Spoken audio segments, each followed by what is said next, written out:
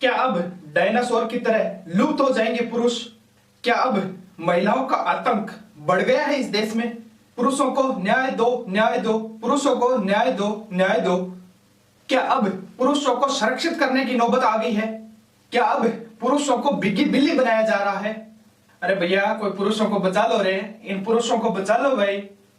क्या इस देश में पुरुषों की कानूनन हत्या की जा रही है? एक पुरुष की क्या औकात है इस देश में? क्या कोई नहीं बचाएगा इन पुरुषों को? इस देश में कब तक चलेगा पुरुषों पर अत्याचार? अरे कोई पुरुष मानवाधिकार मंत्रालय भी बना लो। आखिर कब तक चलेगा ये? कब तक चलेगा ये? दोस्तों नमस्कार, मैं हूं विजेंद्र बिक्का और आप देख रहे हैं सच से आगे। आज मैं इन्हीं सवालों के जवाब ढूंढने का प्रयास करूंगा और आपसे जानने का प्रयास करूंगा कि ये सवाल क्यों उठ रहे हैं, आखिर ऐसी नौबत क्यों आ गई है, आखिर ये हालात क्यों हो गए हैं। जानेंगे इस एपिसोड में। आप वीडियो के लास्ट तक बने रहे ताकि हमारी बात पूरी समझ सके। दोस्तों इस तस्वीर को ध्यान से देखिएगा। इस तस्वीर में दिखने वाला ये पुरुष हट्टा कट्टा नौजवान जिस अतुल सुभाष नाम है और यह शख्स मूल रूप से बिहार का रहने वाला और कर्नाटक में एआई इंजीनियर था। अब यह बंदा इस दुनिया में नहीं रहा है। दोस्तों 1 घंटा 20 मिनट का वीडियो सोशल मीडिया पर अपलोड करके 40 पन्नों का सुसाइड नोट लिख करके इस बंदे ने सुसाइड कर लिया। ये एक एआई कंपनी में इंजीनियर था।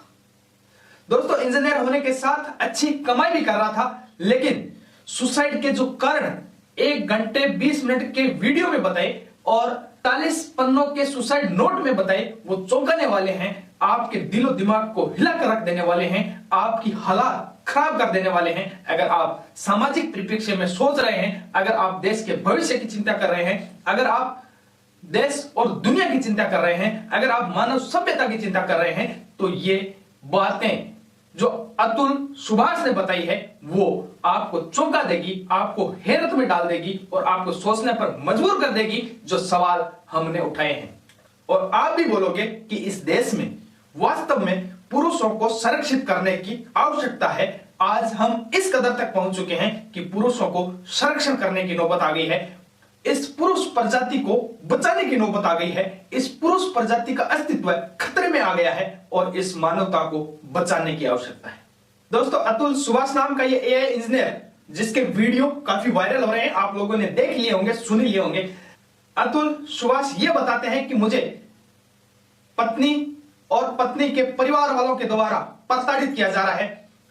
इनकी पत्नी ने उनके ऊपर 9 मुकदमे सुभाष ने एक मैट्रिमोनियल साइट से शादी की थी और शादी करने के बाद उनकी पत्नी ने इतने गंभीर गंभीर आरोप उन पर लगा दिए, जिसमें दहेज प्रताड़ना, मारपीट और अननेचुरल सेक्स भी शामिल है। पत्नी के द्वारा कई तरह की डिमांड करना और कई तरह से मानसिक आर्थिक रूप से प्रताड़ित करने की वजह से अतुल सुभाष ने सुसाइड कर लिया। दोस्तों इस देश में कानून ऐसा हो चुका है, ऐसा बन चुका है या ऐसा बना दिया गया है जिसमें एक महिला किसी व्यक्ति पर अगर घर बैठे पर बिना वजह कोई आरोप लगा दे तो पुरुष को प्रताड़ना झेलनी पड़ सकती है, चाहे वो पुलिस के मार्फत हो, चाहे कानून के मार्फत हो, चाहे सामाजिक के तौर पर हो।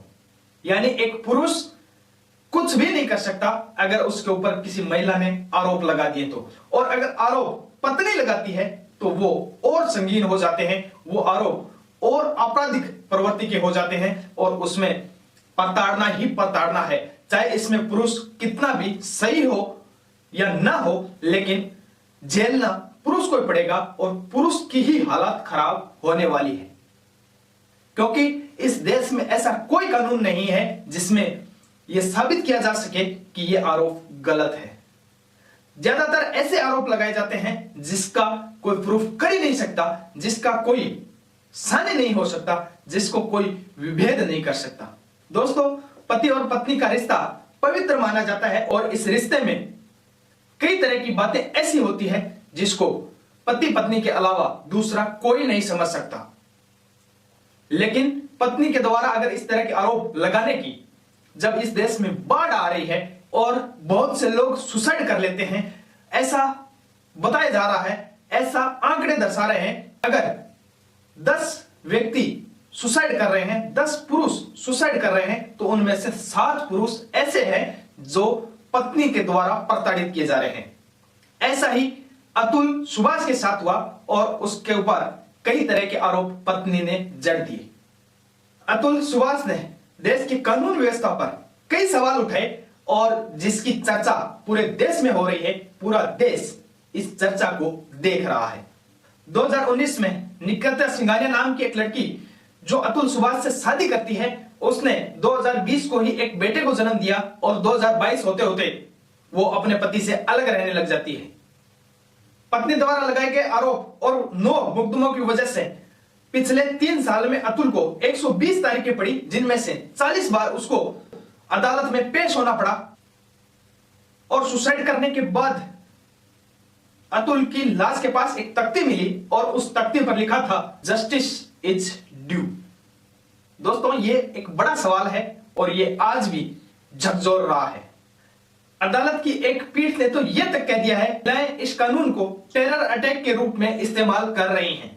और दोस्तों, देश में इस तरह की प्रताड़ना होने के बाद आंकड़े यह बताते हैं शादीशुदा जोड़ों में जो आत्महत्या करते हैं उनमें महिलाओं की तुलना में पुरुषों की संख्या 3 गुना ज्यादा है। तो इससे यह साबित होता है कि प्रताड़ित पुरुष ज्यादा हो रहे हैं। दोस्तों, देश के जस्टिस सिस्टम में सालों सालों तक लोग उलझे रहते हैं और उनको न्याय नहीं मिल पाता। दोस्तों, 1 दिसंबर 2023 की एक रिपोर्ट को सही माने तो उसके अनुसार देश की अदालतों में 5,08,85,856 केस सुनवाई के लिए पेंडिंग पड़े हुए हैं और इनमें से 70% मामले ऐसे हैं जो पिछले 5 साल से भी ज्यादा समय से पेंडिंग पड़े हैं। इस तरह न्याय प्रणाली में अगर इतने न्याय देरी से मिल रहे हैं तो वो भी एक अन्याय के बराबर होता है और इसी का नतीजा ये होता है कि पुरुष बार बार इस घरेलू हिंसा और महिलाओं के द्वारा प्रताड़ित किए जाने की वजह से आत्महत्या कर लेते हैं। दोस्तों, एक पहलू यह भी है कि अगर आपकी पत्नी ने दहेज प्रताड़ना का आरोप लगा दिया और उसको अगर कोर्ट गलत भी प्रूफ कर देता है, अगर पुरुष साबित कर देता है कि यह गलत था, कोर्ट स्वीकार भी कर लेता है, फिर भी उस महिला के ऊपर कोई कानूनी कार्रवाई नहीं होती। यानी कुल मिलाकर अगर देखें तो अतुल सुभाष एक उदाहरण है। इसके अलावा राजस्थान के जोधपुर में भी एक होम्योपैथिक के डॉक्टर ने इसी तरह के मामले में सुसाइड कर लिया। यानी हर रोज हो रही इस तरह की घटनाएं देश को झकझोर रही है। यह सोचने पर मजबूर कर रही है कि आज पुरुषों का अस्तित्व खतरे में है। आखिर वही सवाल, कौन बचाएगा इनको और यह कब तक चलेगा? इस पर आपकी क्या राय है? आप हमें कमेंट करके जरूर बताएं। जय हिंद, वंदे मातरम।